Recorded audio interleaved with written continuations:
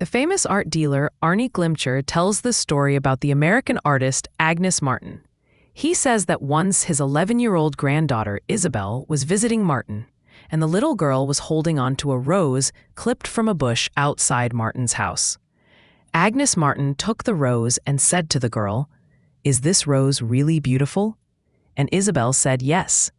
And then Agnes Martin hid the rose behind her back and said, "Is the rose still beautiful?" "Yes," said Isabel. And then Agnes Martin said, "You see, Isabel, beauty is in your mind, not in the rose." Today, I want to tell you about this group of 6 Agnes Martin paintings called With My Back to the World that Martin painted in 1997, near the end of her life. Martin often spoke about painting with her back to the world. She said she was not trying to paint anything of or from the world, but was instead trying to paint inspiration itself, emotion itself. When I first saw these paintings at the Museum of Modern Art in New York City, I was so moved by them that I started crying, which is weird because the paintings themselves are just horizontal bands of faint color, pastel pinks and yellows and blues. In some cases, the colors are barely visible. The paintings, 60 inches square, look like almost nothing. Okay, so some art is as moving in replica as it is in person. Like seeing the Mona Lisa under glass while being jostled by hundreds of other people trying to see the Mona Lisa is not, at least in my experience, more profound than looking carefully at a good reproduction of the Mona Lisa. But With My Back to the World loses everything in the replication of it. You would see nothing but bands of pastel paint. They're incredibly quiet paintings, and this is a deeply unquiet visual space. So I'm not even going to try. You can Google them if you want. Instead, I want to try to share these paintings with you by sharing how they made me feel. Agnes Martin once said that from music, people accept pure emotion, but from art, they demand explanation. But of course, even offering that quote to you is a kind of explanation. It's a kind of explanation to say that Martin famously abandoned the New York art world in 1967, eventually settling in New Mexico, where she lived in a series of adobe homes that she built herself. It's explanation to say that she was gay, to say that she was diagnosed with schizophrenia, that she was friends with artists like Ad Reinhardt and Bruce Nauman, that she lived alone for most of her life. It's explanation to say that at the time of her death in 2004, Agnes Martin had not read a newspaper in over 50 years. She painted with her back to all of that, and so much more. This is explanation too. After 20 years of becoming a progressively more abstract painter, struggling every day with her work, she was thinking one day in 1964 about the innocence of trees. An image appeared in her mind. She described it as lines going this way and lines going that way, and they were innocent. They looked like innocence. She called the resulting artwork the tree, and it was a revelation for Martin. This gets at an old problem in art, whether music or literature or visual art or whatever.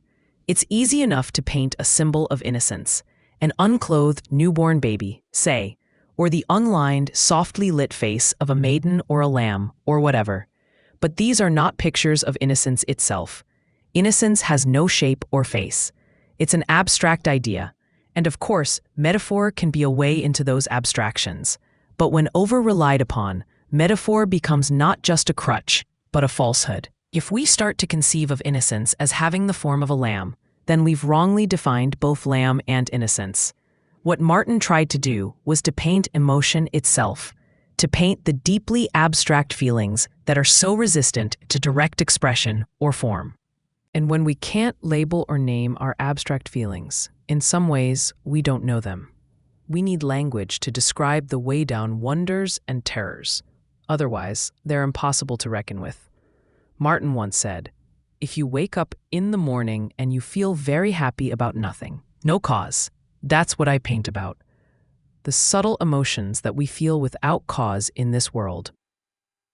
Now, that's not to say that Martin was unfamiliar with suffering or misery, in her work or outside of it. When her paintings became popular with collectors, Martin became wealthy. But she never moved out of her self-made adobe homes. Instead, She donated millions of dollars to charity, especially organizations that supported marginalized kids and victims of domestic abuse. I would argue that her paintings don't ignore suffering, they transcend it. She once said, "I believe in living above the line. Above the line is happiness and love, you know? Below the line is all sadness and destruction and unhappiness, and I don't go below the line for anything."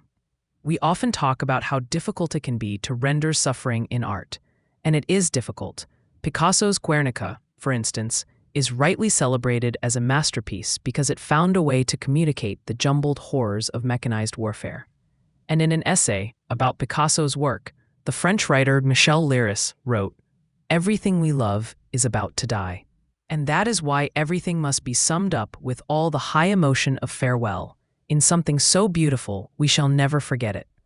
That kind of grandiosity is indeed what we've traditionally heralded as genius in art, but it seems to me that finding direct expression for something other than the high emotion of farewell is also really valuable. How do you paint the sublime? How do you paint the beauty that is in your mind? How do you paint the rose that is hidden behind your back? This was the challenge that Agnes Martin set for herself.